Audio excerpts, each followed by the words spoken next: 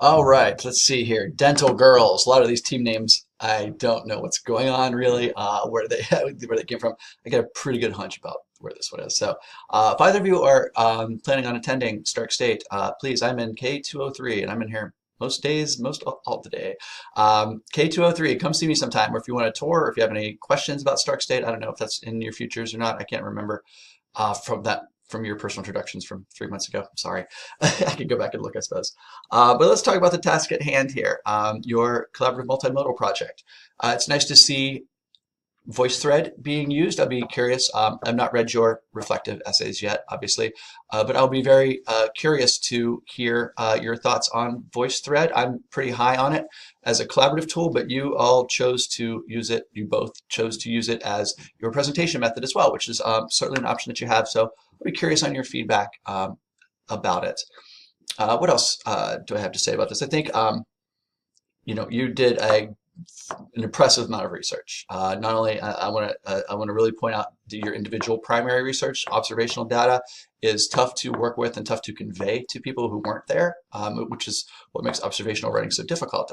Even the ones where you did observe tech use at the early, at the beginning of the semester, those are tough to distill down to sort of a coherent argument, and you both did that quite well, and you had a very rich description. So I don't often kind of teach the early semester stuff later in the semester, or I don't expect it. So it's always a nice surprise when I see students apply something that they learned in January, applying that knowledge in late April, early May.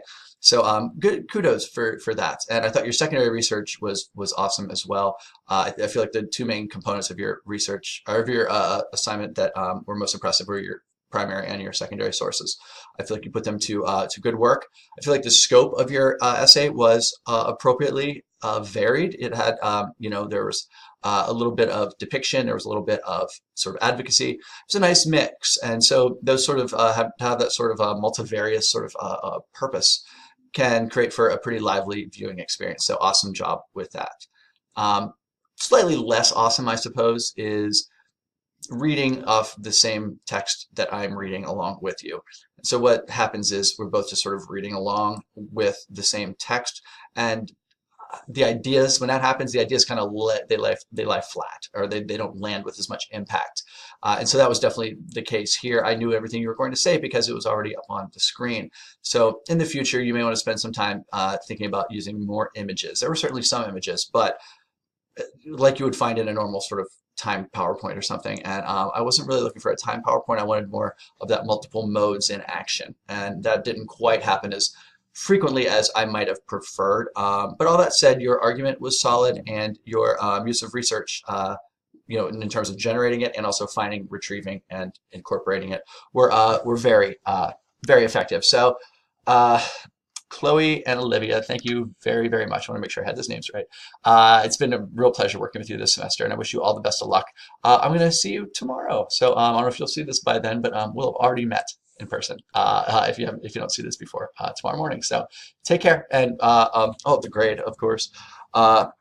Given the rubric and the expectations of the assignment, we're going to call this a B minus.